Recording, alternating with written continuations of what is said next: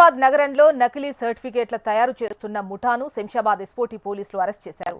కేపీహెచ్పీలో శ్రీ వ్యాస consultancy పేరుతో నకిలీ BCom BTech సర్టిఫికేట్లు తయారు చేసి అధిక మొత్తంలో డబ్బులు వసూలు చేస్తున్న ముఠాను పోలీసులు అదుపులోకి తీసుకున్నారు. నిందితులు ఆకాశపు హరీష్, మావూరి మహేష్లుగా గుర్తించి ఇద్దరిని అరెస్ట్ చేశారు.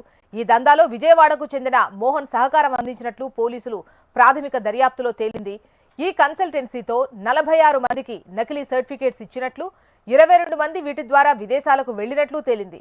నకిలీ డాక్యుమెంట్ల ఆధారంగా వీసాలు పొందిన వారి డేటా ఆధారంగా పోలీసులు దర్యాప్తు చేస్తున్నారు.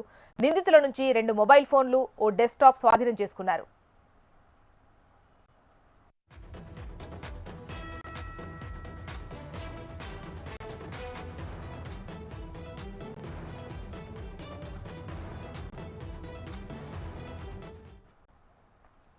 హైదరాబాద్ నగరంలో నకిలీ సర్టిఫికేట్లు తయారు చేస్తున్న ముఠాను శంషాబాద్ ఎస్పోటీ పోలీసులు అరెస్ట్ చేశారు.